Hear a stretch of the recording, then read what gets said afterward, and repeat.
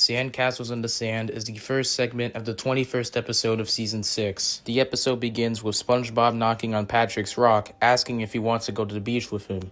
In honor of their best friendship, SpongeBob and Patrick get their stuff ready and go on a bus which will take them to the beach. Now, just like any other bus interaction in Bikini Bottom, SpongeBob and Patrick act annoying and loud as fuck, annoy the bus rider, annoy the people on the bus, and eventually get to the point where they have to be kicked out. They finally arrive at the beach, and SpongeBob asks Patrick if he wants to play Frisbee, which the Patrick happily obliges, as he basically crashes into things and then crashes into the lifeguard, much to his annoyance.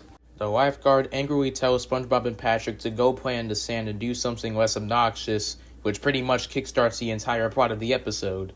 SpongeBob tries to assist Patrick into building his own sandcastle, but mid-season Patrick, being the usual dickhead that he is, insists that he can do it on his own. And in retaliation, ends up ruining SpongeBob's little sandcastle for a petty act of revenge. SpongeBob tries to be the peacemaker in this scenario, where he puts a line between him and Patrick so they can both make their sandcastles in peace. It's SpongeBob's turn to be the petty bitch boy now, as he basically chops a part of the Patrick sandcastle when he finds out that it's a bit too close to his area. So in yet another act of retaliation, Patrick decides to make a mallet out of sand, crosses SpongeBob's line, and destroys his sandcastle. He didn't destroy the wall for some reason. As another attempt to become the peacemaker, SpongeBob goes to Patrick's side and offers him a peace treaty, much to Patrick's annoyance. Patrick claims that he doesn't want a peace treaty, and instead, he wants to fight. And after 7 minutes, we finally get to the best part of the episode, the battle. SpongeBob comes back to Patrick's side and finds out that he already made a whole ass army in about 10 seconds. SpongeBob tries one final time to become the peacemaker in this scenario and tells Patrick to call off his men. And obviously, Patrick doesn't want to.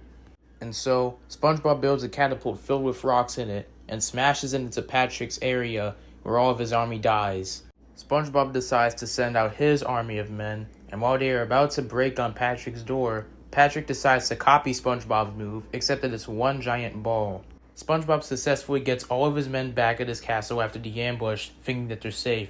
The rock suddenly gains sentience and ends up killing them anyway like a Wii Sports bowling ball.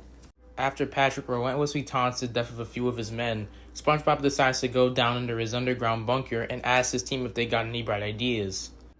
Since when did my man get the chance to make a whole ass bunker?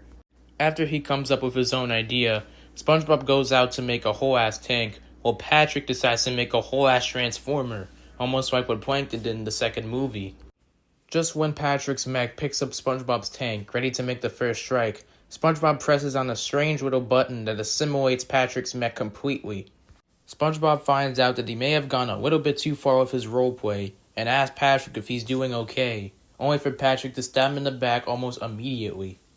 Patrick decides to use his last remains of his mech to send SpongeBob flying and to fall to his death, only for him to spawn a parachute at the last minute and spawn a whole ass fighter jet, which came out of nowhere.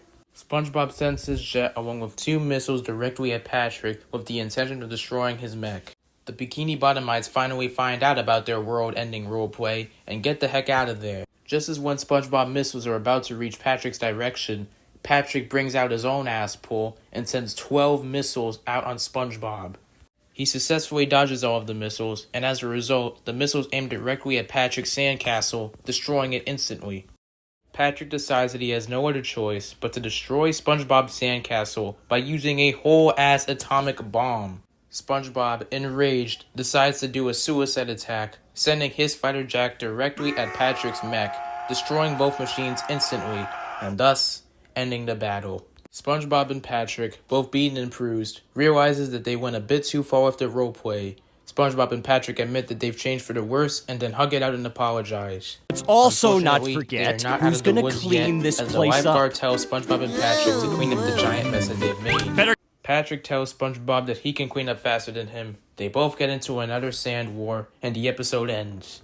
This is one of the select few occasions where the general consensus, at least when it comes in the SpongeBob community, is actually right about something. This episode is phenomenal. It's easily one of the best episodes to come out during this era of SpongeBob, even though that's not really saying much if you look at the grand scheme of things. But still, this episode is great. It really expands the eternal friendship of SpongeBob and Patrick in a way. This is quite possibly one of the only times in mid-season SpongeBob where Patrick's stupidity and selfishness is done in a proper manner. It's such a hilariously fun and zany episode, and I would definitely recommend it to somebody who isn't too fond with mid-season SpongeBob or even modern SpongeBob. I sincerely thank you for watching this video, and I really hope you guys have a good evening. Or night, depending on where you are.